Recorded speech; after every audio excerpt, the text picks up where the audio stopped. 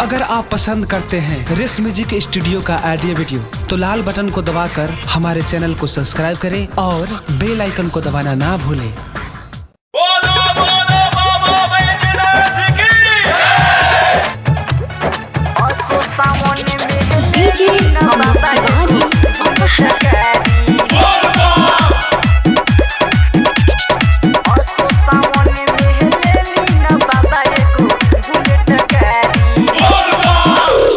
सबके चढ़े बाबा टाटा सफारी रौरा करे निखाली बसा सवारी। सबके चढ़े बाबा टाटा सफारी रौरा करे निखाली बसा सवारी। छोड़ी मकान काहे रहेली बाबा खाली पर्वत पहाड़ी। हाँ पर्वत पहाड़ी असो सावन में ले लिए बाबा एगो बुलेट गाड़ी। असो सावन में ले लिए बाबा एगो बुलेट गाड़ी।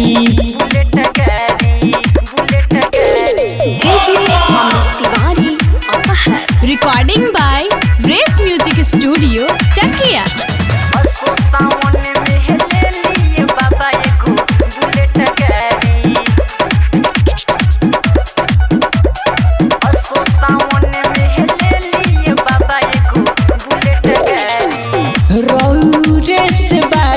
बाबा ये गोरी कवेस्ट हो भक्त के नाते हम कदम परमेंट हो।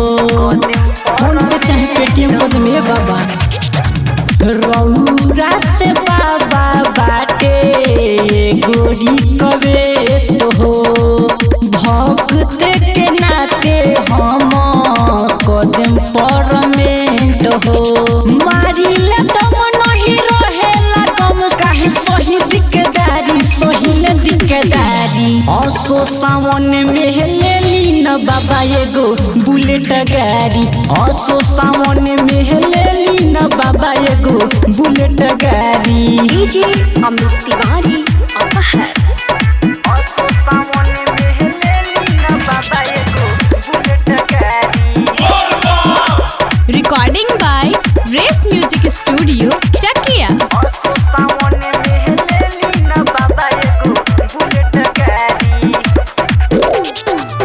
डिजिटल जमाना आइल काहे शरमाइला। रजनीगंधा तुलसी छोड़ी धतूरे चिबाइला। हे बाबा विचार करी डिजिटल जमाना आई काहे शरमाइला। रजनीगंधा तुलसी छोड़ी हतुरे चबाइला। राजमणि धरते ओए बाबा करेला जयकारी करेला जयकारी। असो सावन में ले ली न बाबा एगो बुलेट गाड़ी। असो सावन में ले ली न बाबा एगो बुलेट गाड़ी। Recording by race music studio Chakiya.